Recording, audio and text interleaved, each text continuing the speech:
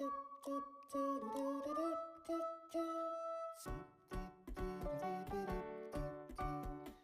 ingin saya tanyakan kepada saudari Megi adalah mengapa memilih metode regresi biner dibandingkan dengan cara atau metode yang lain?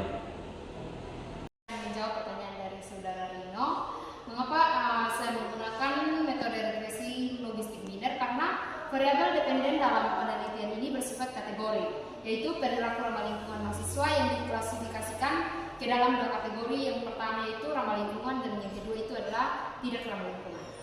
Nah, metode ini sangat tepat digunakan untuk menganalisis hubungan antara satu variabel dependen kategorik dengan satu atau lebih variabel independen yang bersifat kategorik maupun kontinu. Nah, selain itu, regresi logistik biner dapat memberikan estimasi probabilitas terjadinya suatu kejadian. Nah, dalam hal ini, mahasiswa berperilaku ramah lingkungan berdasarkan kombinasi dari faktor-faktor yang mempengaruhinya.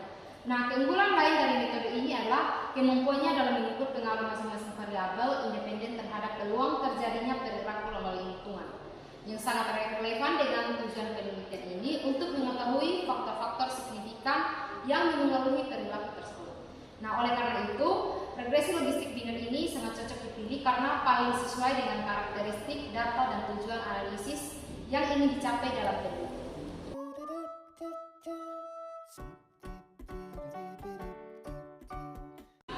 Baik, pertanyaan dari saya, bagaimana saudari Megi mengukur atau mendefinisikan perilaku ramah lingkungan dalam kuesioner? Apakah indikator-indikator yang digunakan sudah divalidasi sebelumnya atau belum? Terima kasih. Baik, terima kasih atas pertanyaan dari saudara Faiz. Saya akan menjawab. Perilaku ramah lingkungan yang saya definisikan sebagai serangkaian tindakan sadar individu yang bertujuan untuk meminimalkan dampak negatif terhadap lingkungan. Nah, untuk mengukurnya dalam kuesioner, saya menggunakan beberapa indikator yang mengacu pada literatur sebelumnya, khususnya itu penelitian-penelitian terkait perilaku pro-lingkungan. Nah, beberapa indikator yang digunakan dalam kuesioner sudah saya sebutkan di dalam video saya. Untuk memastikan validitasnya, indikator-indikator tersebut saya ambil dari instrumen yang telah digunakan pada penelitian sebelumnya dan dinyatakan valid secara statistik. Nah, selain itu, sebelum menyebarkan kuesioner secara luas, saya juga melakukan uji coba instrumen atau pretest pada responden dalam skala kecil untuk mengukur reliabilitas dan validitas konstruknya menggunakan uji validitas item dan reliabilitas Cronbach's alpha.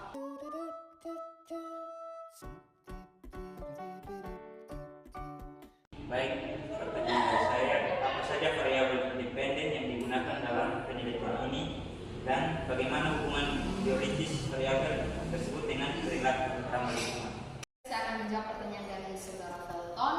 Dalam penelitian ini, variabel independen yang saya gunakan itu terdiri dari pengetahuan lingkungan, kesadaran lingkungan, sikap terhadap lingkungan, pengaruh teman sebaya, dan juga akses terhadap informasi lingkungan.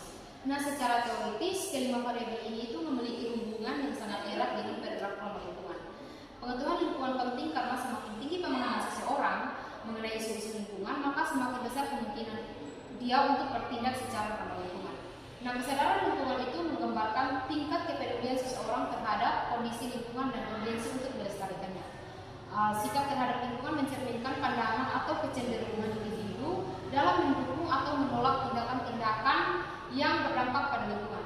Sementara itu, pengaruh teman sebaya juga sangat relevan karena perilaku individu seringkali dipengaruhi oleh kelompok sosial di sekitarnya. Terakhir, akses terhadap informasi lingkungan itu memegang peran penting dalam membentuk perilaku karena informasi yang diterima dapat menambah wawasan dan juga mendorong kesadaran untuk bertindak lebih bijak terhadap lingkungan. Oleh karena itu, kelima variabel ini saya pilih karena secara teori mendukung terbentuknya